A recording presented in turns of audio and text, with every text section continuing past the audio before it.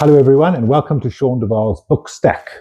I'm here with my colleague and friend Karabo Kgoleng, who's going to be talking about one of the books she's read recently. And yes, here we are. I'm going to tell you first about a couple of books that I read recently that I really want to recommend because I like a good spy novel. And this is a brand new one that's just come out from a former CIA, I was going to say agent, but he was a researcher for the CIA based in Damascus. His first novel is called Damascus Station. This is now his fourth novel, David McCloskey, and it is set in Iran, so it's very current. And it's largely about the shadow war that Israel has conducted against Iran, and particularly against their scientists and anybody who might be working on the nuclear program. That they basically assassinated them. And the book opens with quite a terrifying scene where an Israeli agent in Israel, not even in Iran, but using this sort of gaming tech to locate the guy they want to kill, and then they bomb him. And that part of the story is told from the perspective of his wife and his 4-year-old daughter who are in the car with him. Oy. When the bomb hits. They survive, thank heavens.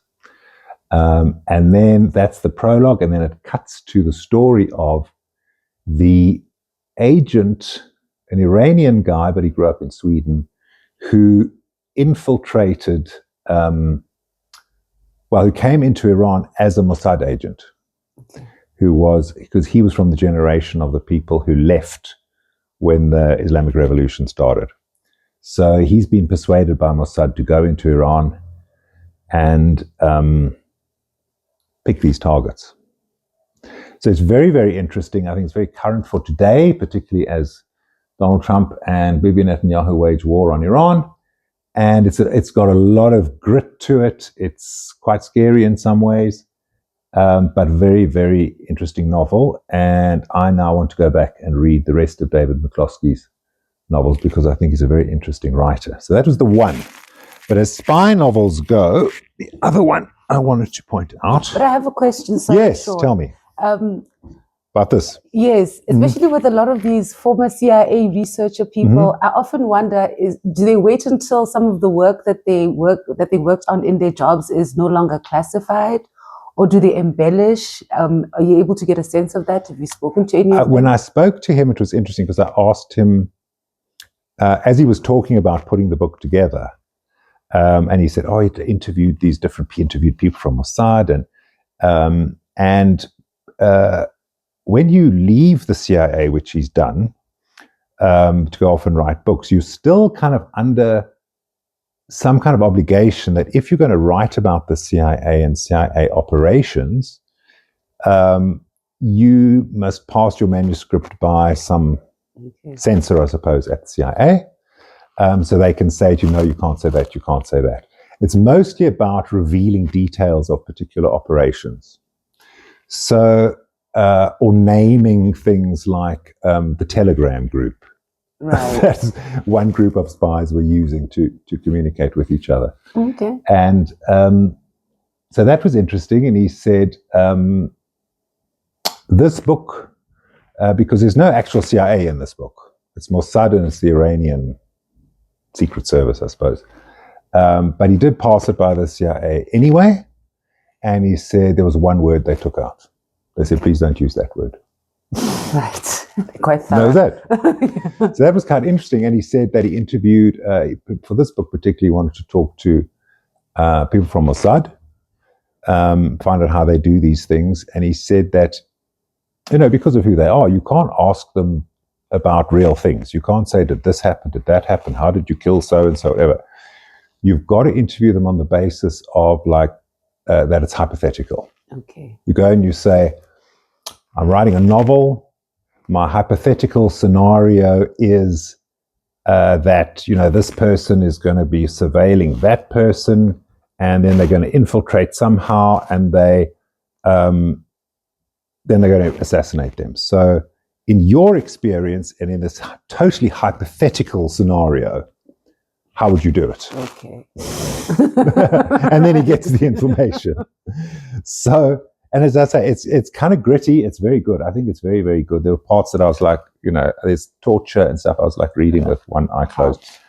But it's very good. The other one that I wanted to recommend, because I'm a big, big fan of what would now be called the Slow Horses novels of Mick Herron's. I think this is now, I don't know, it's like number 11 or 12. He's done quite a lot of them. And there's a TV series based on the first book called Slow Horses. And then each subsequent series, I think we're up to number 5 now, goes the next book in the series without changing the name. So it's all Slow Horses. And they're a lot of fun because he's very funny. He's funny.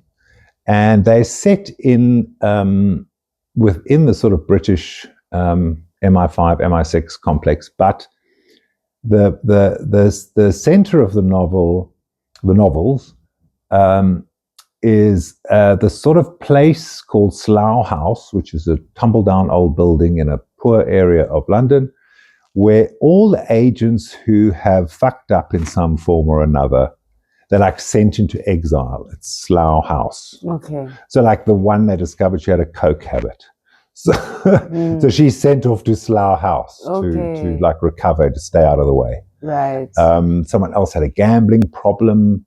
Can't remember what. They've all got problems, and they are run. The whole thing is run by this guy called Jackson Lamb, who's played in the series by Gary Oldman, absolutely brilliantly. He's very sarcastic. He's very slovenly. He's always like dirty and like greasy hair and like farting in the taxi and that kind of thing. It's very funny. Those are like the outcasts of MI5. They don't want to let them go. But they've been They won't banished. stick around, but they've been banished to and this, cloistered. exactly, to the Slough House. Okay. Which is a funny name itself, because of course in Old English, a slough is like a bog. Yeah. And but what tends to happen in the novels is that they either then get caught up in the internal politics of MI5, and then the internal rivalries and so forth, or like in the very first one, they stumble upon a terrorist plot. I can't remember what kind of terrorists they were. They're a bit generic, but they stumble across this plot to kidnap someone and take them to some special place, take this guy to a special place and behead him. Oy. As I suppose it must have been ISIS type. And when is this set? Is it today It's with today. the tech? It's Okay. today with the tech. It's today, but I would say they cover basically maybe the last 10, 15 years in Britain.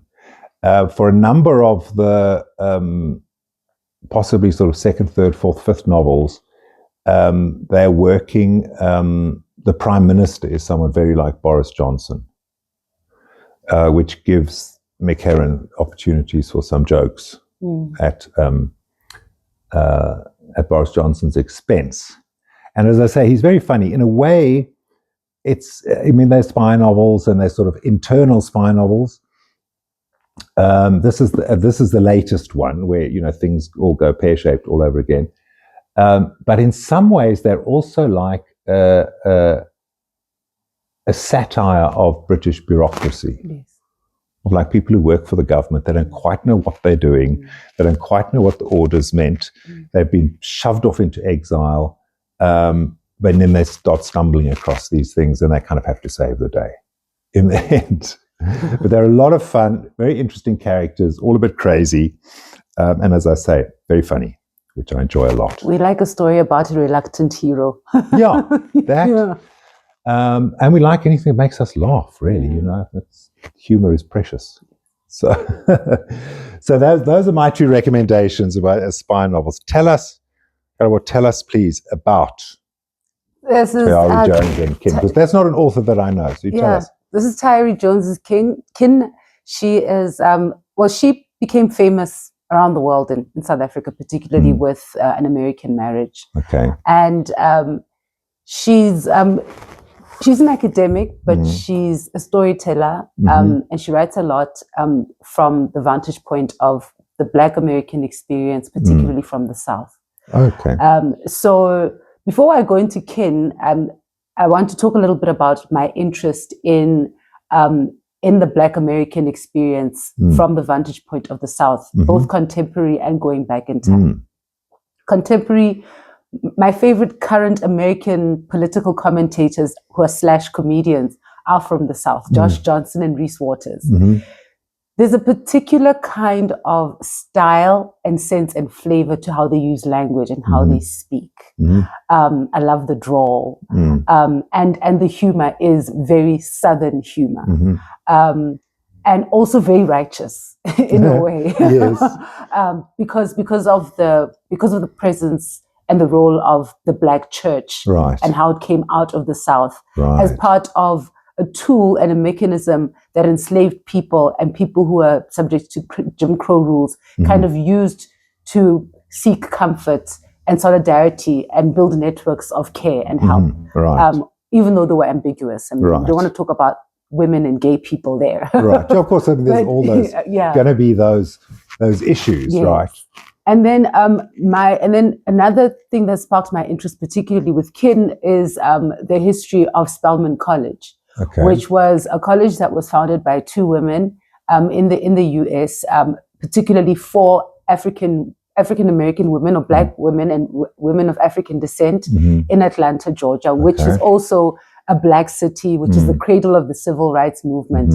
And kin is set in 1950s Louisiana, in the South. And it begins there with these cradle friends, Vernice and Annie. And they're called cradle friends because they're born just a few days apart from each other. And how their lives diverge and converge again because of a few tragedies. So what happens with what they share in common is that their mothers are absent. So they're raised by a female relative. Vernice's mother was tragically murdered by her father, who then killed himself.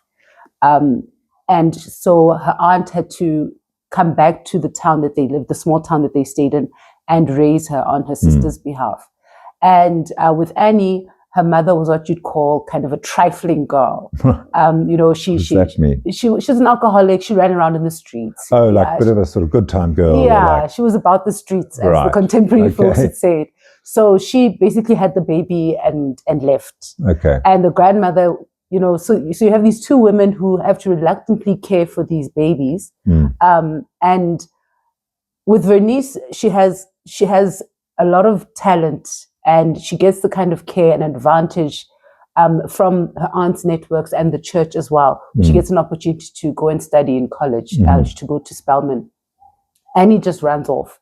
And with a boy that likes her, but with two other young people who just want to leave the small town behind and try and figure out a future ahead of them. And what ends up happening is that Vernice gets a good education. She kind of makes it in life, as it were. Annie gets into trouble, and then Vernice has to try and save her. And that's how their sisterhood comes back together. So what I found really interesting about that is that with the American South and the African American experience, there are a lot of similarities with the Black South African experience in terms of the experience of legislated segregation and oppressive systems. Like coming out of slavery into all those Jim Crow period with all those restrictions and church, civil rights with the church. The church. So and even for example, one of my favorite songs from that era, well, a few years later, I think it's the 60s or into the 70s, is that there's a song called Tula Sizwe that Nina Simone and Miriam Makeba did a duet on, so and you have that the Miriam Makeba generation moving to the US and making and blowing up South African jazz to an American audience with their American counterparts, because while the civil rights movement was happening in the US, you had the anti-apartheid struggle sort of, gaining traction and picking up speed in South Africa. So I found that interesting. And then also on the... But now Tulisi's, sorry to interrupt, Tulisi's a South African song, it's a South African hymn. Good old South African hymn, yeah. Jehovah, it's a hymn. It's a spiritual. Right. It's not, it's a South African spiritual. Okay. Yeah. Cool. Which is also about, that God is eventually going to free us. If the master doesn't free us, we'll get our freedom in heaven from Jehovah. It's literally what the song says, And what I also found appealing about the theme in this was that of the idea of the absent mother and Black motherhood. Black motherhood, because of oppressive systems, has always been a fraught experience. When people talk about the idealized mother, and Tyree Jones, I got the pleasure of interviewing her. She also spoke about how that idea is problematic because Black women have always had to work. Black women never got to be stay-at-home moms.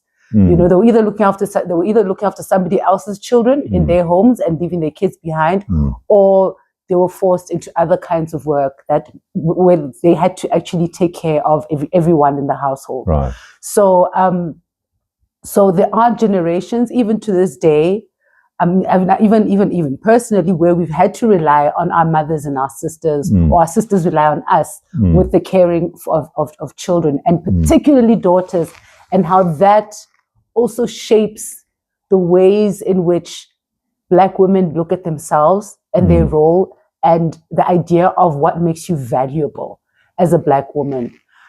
So yeah, for me, that was an interesting take, and the idea of, is it a form of tax when you have to take care for a relative's child in her absence? And then when that child comes of age, how do you set them free? With Annie, she just packed up and ran off. She wasn't ready. She didn't know how she'd have that conversation with her grandmother, because her grandmother was tired. She'd also buried some of her children. She'd raised other people's children. Some of her kids had left her with children. So she was tired. She was exhausted. She was angry. She was bitter. And with Venice's niece, Venice's aunt who was taking care of her, she was living a really free, kind of independent life in a big city. She had a gentleman friend who was married, but they had a nice arrangement where he took care of her. She had her own house and everything, and she had to live that kind of independence and comfortable life because she never wanted to have children, to now take care of her sister's daughter and do that without making her feel bad. But both of these girls felt that they were reared like animals rather than raised like children with love. And then you wonder again about the idea. This is Venice and Annie. Annie's children. No, them as children. Oh, them as children. Yeah, okay. where they question, like, because they're longing for their mothers. They have this idea in their head. So whenever there's strife or tension with the women who care for them, they always have that thought that if my mother was around, maybe I'm a burden. So they move through the world feeling like, they need permission or they have issues with belonging. So I found that very interesting because they feel sort of abandoned, but at the same time, the mother or the parent who abandoned them is also in a way a strange idealized figure that you yearn for, that you always think they're going to, it's like they're going to come back and save me. And Annie goes hunting for her mom because her mother didn't even come to town one night and went to drink at the local bar, but didn't even come and check on her. She just disappeared. But also, again, mirroring with South Africa, a lot of Black children are raised by their gogos and their mamogolus and their mamlanis, And then another thing that I really found beautiful about the story is that there was the same-sex relationship between Mrs. Ola May, who is the midwife, the town midwife, and Miss Jamison, who is the town school teacher. Because it's a tiny town. It's one school, Right. It's one teacher who teaches everybody. Yes. So, and they live together. Right.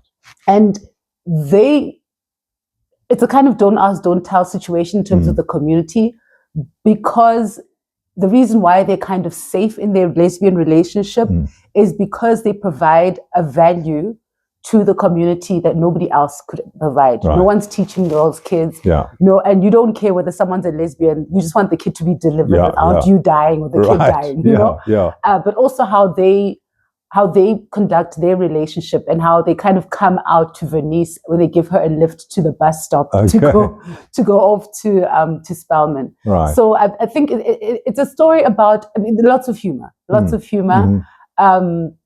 and the description of the food and the fashion of the 50s. Right. You know, she's very detailed with the fashion of the 50s because in our discussion told me how she went through the Sears catalogs of the 1950s. Right. So from the undergarments and how the clothes were worn and all of that. So it's a colorful book. It's a rich book, and it's full of love, despite all the pain and the humor, Southern humor.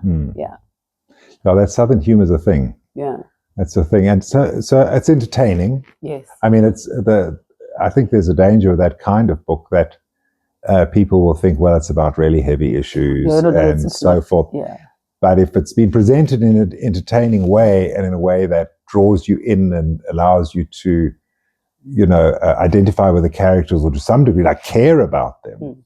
Oh, it's not traumatic. I mean, look, life is hard, yeah, you know. Yeah. But it's not the kind of trauma porn that I often cry about when I have to read Black literature. One of my other favorite characters, I can't believe I almost forgot her, is Miss Lulabelle. Miss Lulabelle, when any I love the fact that it's Miss. Yes, Miss and Mrs. Lulabelle. It's Southern, you know. Yeah.